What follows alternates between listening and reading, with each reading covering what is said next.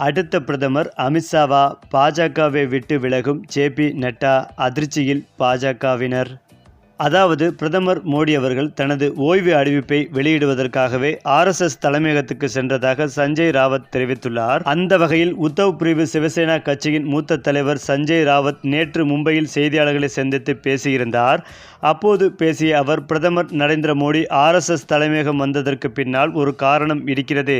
வழக்கமாக ஆர்எஸ்எஸ் அமைப்பில் என்ன விவாதங்கள் நடந்தாலும் அது மூடிய கதவுகளுக்கு பின்னாலேதான் நடக்கும்.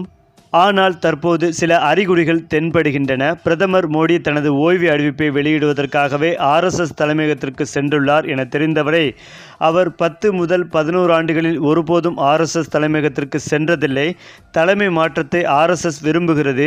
மோடி தனது பதவியிலிருந்து வெளியேறுகிறார் என தெரிவித்தார். அதேபோல் சஞ்சய் ராவத்தின் இந்த கருத்தை மகாராஷ்டிரா முதலமைச்சர் தேவேந்திர பட்னாவிஸ் மறுப்பு தெரிவித்துள்ளார்.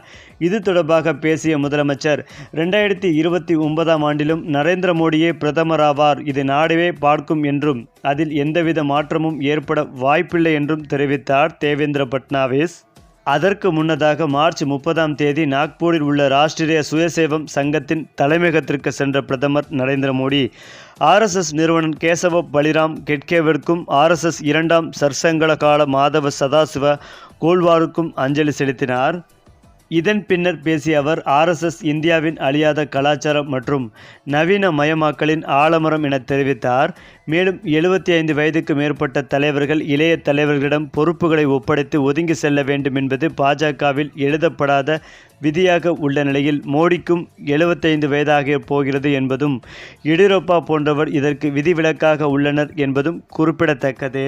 இந்த நிலையில்தான் பிரதமர் மோடி அவர்கள் பதவி விலகினால் பிரதமர் மோடிக்கு பிறகு அடுத்த பிரதமராக ஆர்எஸ்எஸ் முடிவு செய்யும். அந்த நபர் மகாராஷ்டிராவை சேர்ந்தவராக இருப்பார் என்றும் உத்தவ் பிரிவு சிவசேனா கட்சியின் மூத்த தலைவர் சஞ்சய் ராவத் அதே செய்தியாளர்கள் சந்திப்பில் தெரிவித்தார் என்பதும் குறிப்பிடத்தக்கது. அது மட்டுமில்லாமல் இந்த ஆண்டு பிரதமர் நரேந்திர மோடி 75 வயதை எட்டுகிறார். 75 வயதுக்கு மேற்பட்ட தலைவர்கள் இளைய தலைவர்களிடம் பொறுப்புகளை ஒப்படைத்துவிட்டு ஒதுங்கி செல்ல வேண்டும் என்பது பாஜகவில் எழுதப்படாத விதியாகவே உள்ளது. இதனால் எப்போது வேண்டுமானாலும் பிரதமர் நரேந்திர மோடி ராஜினாமா செய்வார் என்ற தகவல் ஒட்டுமொத்த பாஜகவினருக்கும் பேரதிர்ச்சிகளை கொடுத்து வருகிறது.